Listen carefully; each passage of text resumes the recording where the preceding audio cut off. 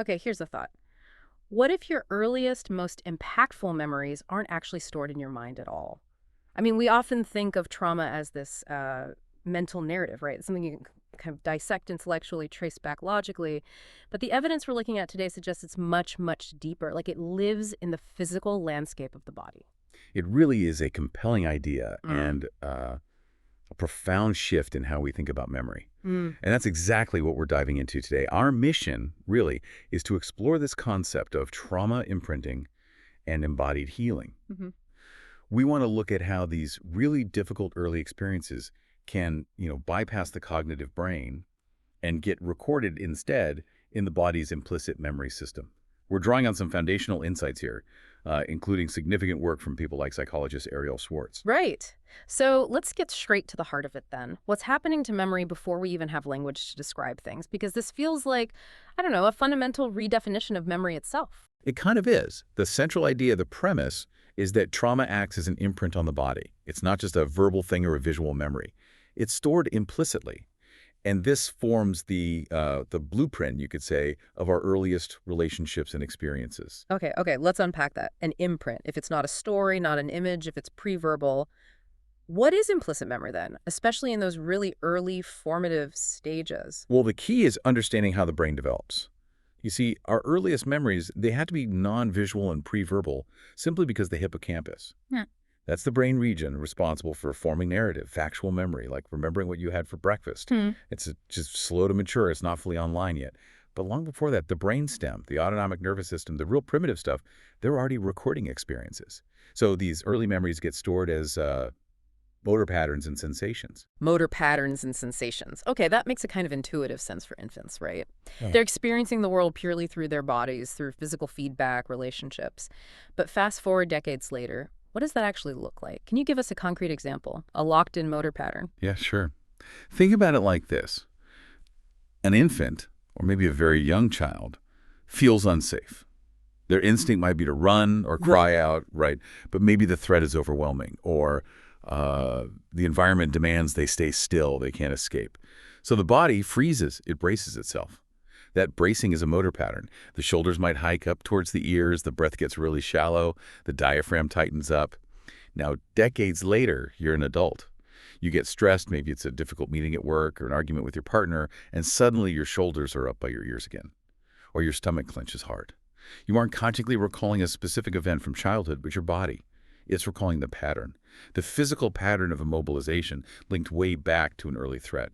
That physical reaction, that tension that is the implicit memory speaking. Wow.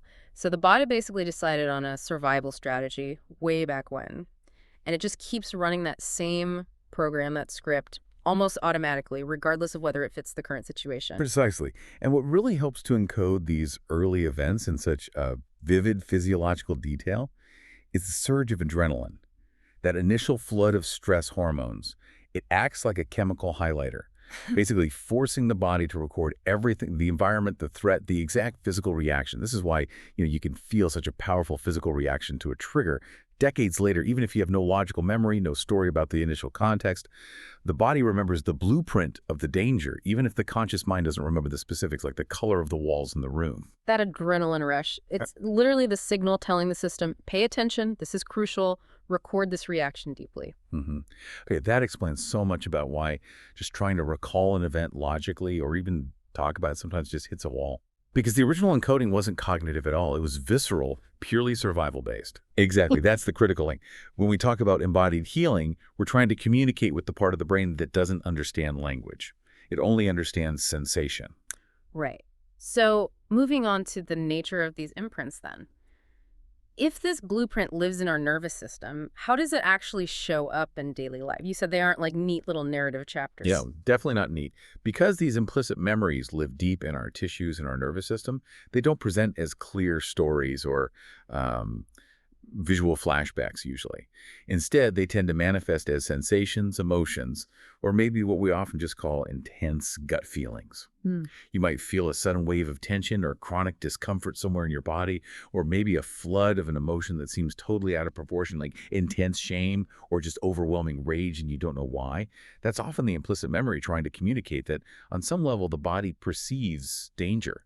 even if it's not logically present. Okay, hang on. That feels huge because we're always told, trust your gut, right? Yeah. So how on earth do we know if we're getting legitimate intuition about something happening now? Or if it's just like a historical echo, an old danger signal encoded years ago that's not actually relevant anymore? How do you start to tell the difference? That feels like a really crucial point for anyone listening.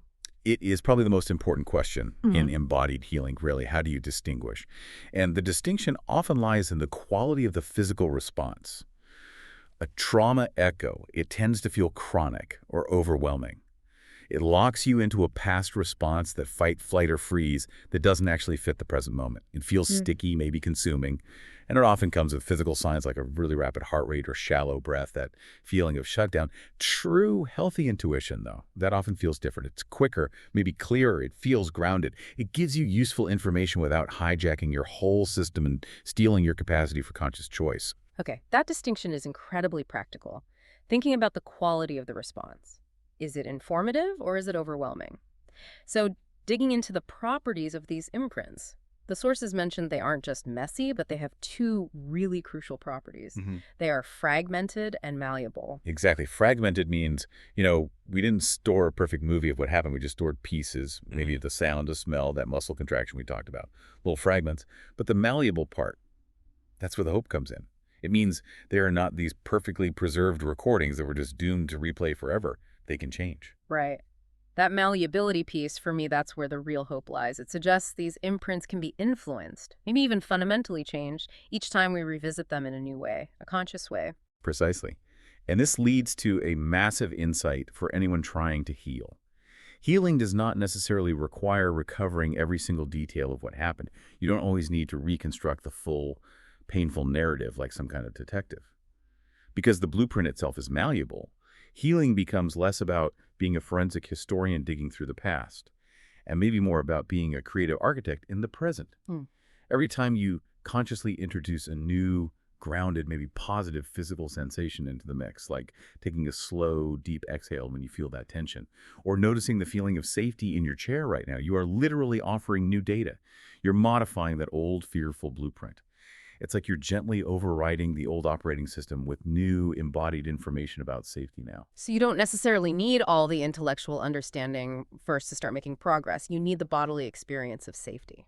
Wow. Okay, this brings us right to that fundamental paradigm shift in healing you mentioned earlier. If the old way was maybe heavily focused on talking and analyzing, what's the new way? The shift is really fundamental.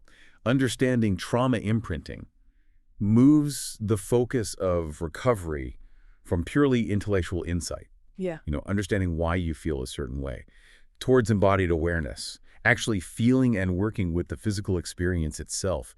We've spent decades, maybe centuries, trying to use the cognitive mind, the neocortex, the newest part of the brain, to fix problems that are actually stored in the oldest parts of the brain, the survival system, the brainstem.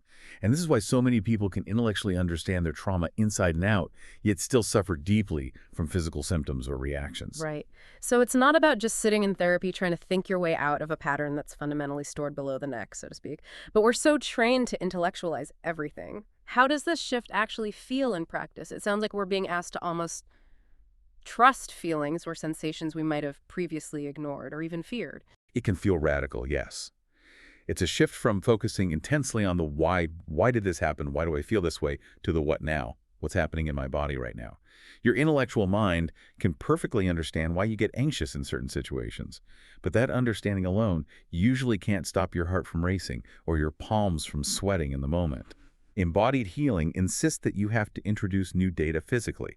You have to give the nervous system a different experience. And instead of viewing the body's reaction, the tension, the shaking, the freeze as a failure or something wrong with you, you start learning to view it simply as communication, information from your past, trying to keep you safe based on old data. I love that reframe. The body as a communicator, not an enemy. So the body becomes this living map of your entire story, all the dangers, yes, but also maybe all the moments of resilience we forget about. Exactly. And crucially, it's also the map towards your recovery. If the body holds the map of the past, then the therapeutic goal becomes learning how to read that terrain. Notice the sensations, the patterns about panicking every time you encounter a difficult patch, an old trigger. The practical goal becomes transformation. By bringing curiosity to the body's reactions instead of the usual fear or judgment.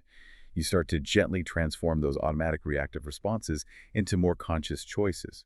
You intervene in the blueprint by changing your relationship to the physical sensation itself. Curiosity over crisis. I like that. So, if we're shifting away from purely intellectual analysis towards this embodied awareness, what specific tools or approaches does the source material point to? How do we actually engage with these nonverbal memories? This is where things like somatic therapies really shine. These are healing modalities specifically designed to speak the body's language, the language of sensation. They invite you to work directly with those stored sensations, your breath, simple movements, the felt experience in your body, to help integrate what was once preverbal and maybe overwhelming. You're essentially giving the nervous system a chance, in a safe environment now, to maybe complete the defensive actions, the running, the fighting, the pushing away that might have been blocked or frozen during the original threat. Right. Can you just walk us through the mechanism there briefly? If the trauma is stored as, say, frozen energy or a contracted muscle pattern, how does something seemingly simple like focused breathing or gentle movement actually help discharge it? It's primarily about signaling safety to the nervous system. So if the original trauma involved immobilization, that freeze response we talked about the body is literally stuck holding that charge, that energy. A slow, deep, diaphragmatic breath, for example, is a powerful signal to the vagus nerve, a key player in our rest and digest system that the threat is actually over now. Conscious movement, maybe mindful stretching or even gentle shaking, allows the body to safely dissipate the adrenaline and cortisol, the stress hormones that were locked down in the muscles during that freeze. You're essentially, in a safe way, completing the running or fighting response that maybe wasn't possible back then. That physical completion, that discharge, is a moment of integration. Okay, that makes the process sound incredibly targeted. It's not just about general relaxation, it's about specifically integrating by completing those blocked survival cycles. Exactly. And what's really great is that this isn't an either-or situation. This embodied approach doesn't replace everything else. It often complements a variety of other existing modalities beautifully. It provides the necessary foundation, perhaps the floor, for the cognitive work to land more effectively. Absolutely. Our source material mentions it working really well alongside traditional talk therapy, of course, which is vital for meaning making, but also with more specialized approaches like EMDR, which works with eye movements and bilateral stimulation, and also widely accessible practices like yoga, especially trauma-informed yoga, specific forms of focused breath work, or really any other modality that supports a gentle, non-judgmental reconnection with your felt sense of your body. It really sounds like an integrative approach, needing both the body and the mind to work together eventually. hmm The key is shifting some of the focus from just the story of what happened to the present moment experience of how that story lives in your body. And for anyone listening who's maybe new to this idea or wondering where to even start, we have some really great practical takeaways inspired directly by the reflection prompts we gathered. Yeah, and we really encourage you to start small, like really small. Just begin by observing with curiosity. How can you start noticing the ways your body might be carrying memories? Are there specific sensations or patterns you recognize? Maybe that chronic tension in your jaw you always have. Or a persistently shallow breath. Or that familiar clenching low in your stomach when you feel stressed. See if you can notice links between these sensations and feelings of stress, or maybe echoes of earlier events. Don't try to fix anything yet, just acknowledge it. Ah, there's that tension again. And secondly, maybe choose one simple, really non-demanding somatic practice. Our sources suggest things like maybe 5 minutes of mindful stretching in the morning, or paying attention to your feet on the ground during a conscious walk, or even just setting a timer for 3 minutes a few times a day for simple breath awareness, something really accessible that you can realistically do. Okay, and then reflect on this. How could incorporating even that tiny, simple, grounded practice begin to support your sense of safety and connection to your body right here, right now? Because you're actively giving your nervous system a little taste of feeling present and non-threatened, which is the precise opposite, isn't it, of that adrenaline rush that encoded the trauma in the first place. It's like you said, you're redrawing the map little by little. Beautifully put. So just to summarize our deep dive today, trauma memory isn't just in the head.